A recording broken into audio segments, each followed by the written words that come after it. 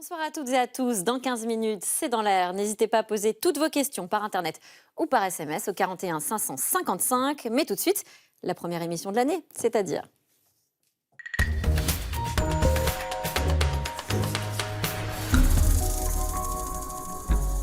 C'est un personnage cultissime avec qui nous adorons passer un petit moment, surtout pendant les longues nuits d'hiver, ou alors, pour commencer l'année, avec un sourire coupable.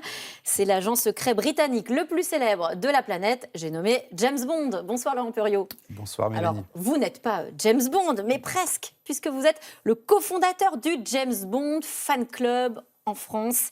Vous êtes aussi le co-auteur de ce livre extrêmement agréable à feuilleter, puisqu'il y a plein d'illustrations, plein d'informations. C'est très fouillé. Ça s'appelle Bon baiser du monde. C'est chez Duno. C'est une sorte d'atlas des lieux de tournage qui concerne les 25 James Bond. Alors, avant d'aller se promener aux quatre coins de la planète avec vous, d'abord, ce personnage. Comment est-ce qu'on explique cette fascination ?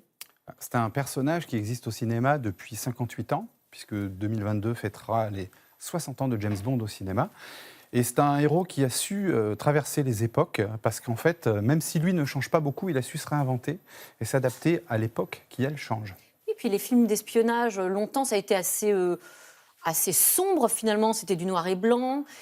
Oui, en fait, dans les années 60, les films d'espionnage étaient des films un peu sombres, un peu noirs, et en noir et blanc en plus. Et en fait, James Bond a été vraiment le premier VRP, parce que dans les années 60, on ne prenait pas l'avion comme on voyage aussi facilement qu'aujourd'hui.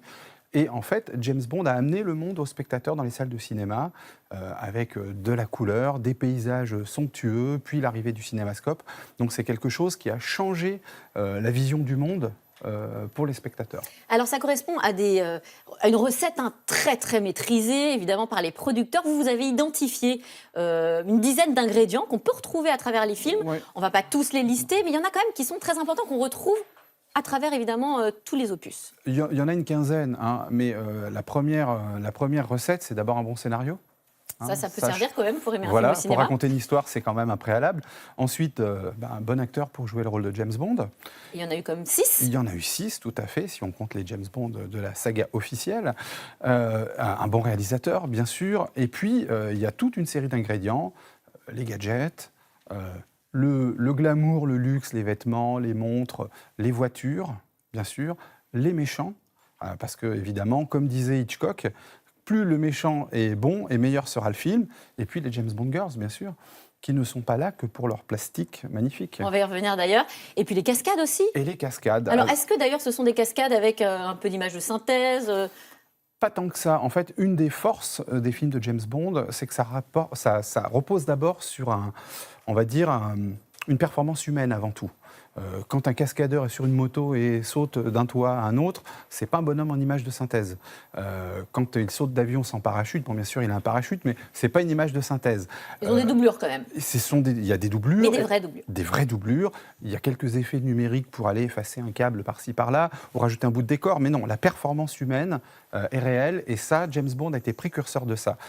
Alors, une des forces des James Bond, vous parliez des méchants, finalement, cette capacité à s'adapter à toutes les époques, c'est un peu, je sais pas, une sorte de géopolitique du 007 quand on les suit. C'est exactement ça. En fait, les méchants ont changé à travers les décennies. Dans les années 60, James Bond se battait plutôt contre le Spectre, vous savez, cette espèce d'organisation terroriste, secrète, qui veut manipuler les gouvernements. Et puis, en même temps, il combattait le KGB et le SMERSH.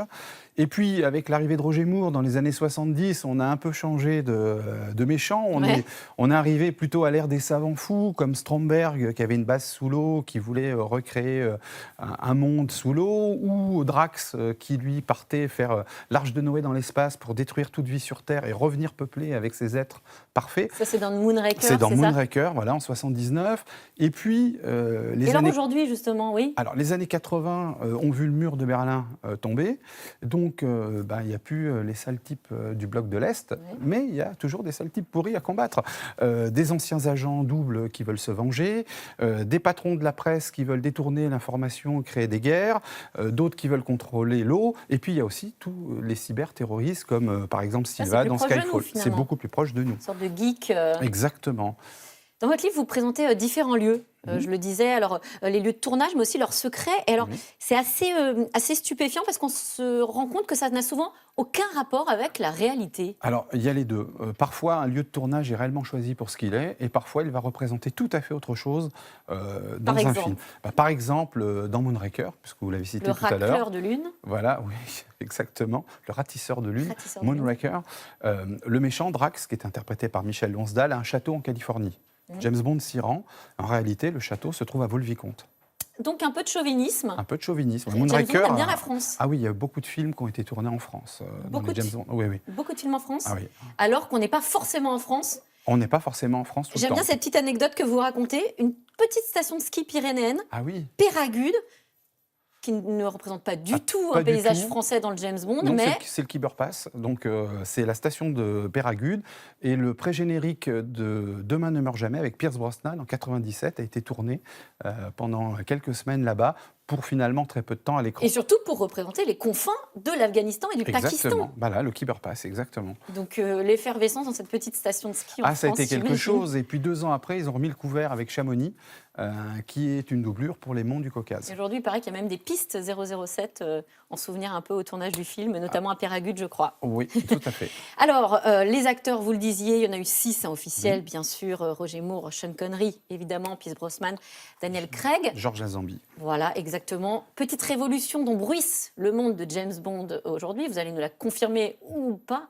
Une James Bond girl, une 007 femme. Et ce serait une petite révolution. C'est une nuance.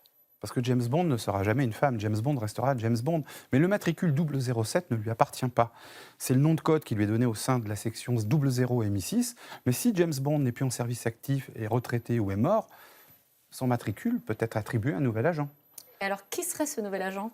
Alors Est-ce qu'on a des petites infos ? Réponse dans le prochain film, dans Mourir peut attendre. J'ai quand même quelques petites rumeurs. Alors, est-ce qu'elles sont justes ? Une femme qui serait une femme noire et qui s'appellerait Lashana Lynch. Lashana Lynch, c'est le nom de la comédienne. Ouais. Oui, il y a de fortes chances qu'elle soit le nouveau 007 dans Mourir peut attendre, mais James Bond est dans le film et reste James Bond.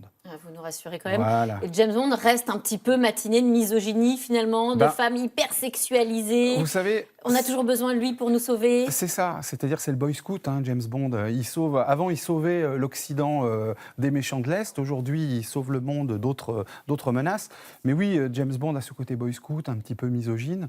Et c'est aussi ce qu'on aime chez lui, c'est son ADN. Et on aime voir un petit peu comment il est en conflit avec l'époque actuelle. C'est ça qui est drôle et qui amène des situations intéressantes au cinéma. Je pense d'ailleurs que les scénaristes ont pas mal développé le côté #MeToo dans le prochain James Bond. Avec une des références, c'est ça, Oui. à cette période-là. Tout à fait.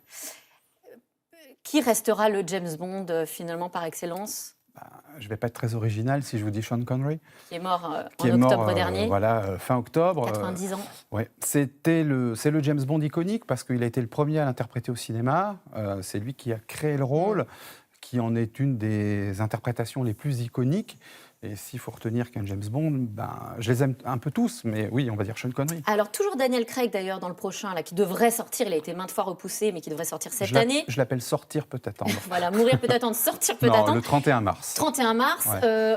Peut-être la fin du James Bond pour lui, de ses opus pour lui. Qui, comme prochain James Bond ? Si des producteurs nous regardent, c'est le moment jamais. Est-ce que vous avez un acteur fétiche ? C'est ma vérité, c'est pas la vérité La universelle. vôtre. Moi, j'aimerais bien Henry Cavill. Henry Cavill, qui Superman. joue Superman, qui a joué un espion au cinéma, Napoléon Solo. De James Bond à Superman. Voilà, ce serait bien. Eh bien, écoutez, c'est entendu. On verra bien si vous avez peut-être eu l'œil. Merci à vous. Merci d'être venu sur notre plateau, Laurent Perriot, co-auteur du livre Bon baiser du monde. Guillaume Evin, coécrit avec Guillaume Evin. Voilà, c'est aux éditions Duno. Tout de suite, c'est dans l'air. Bonne émission à vous.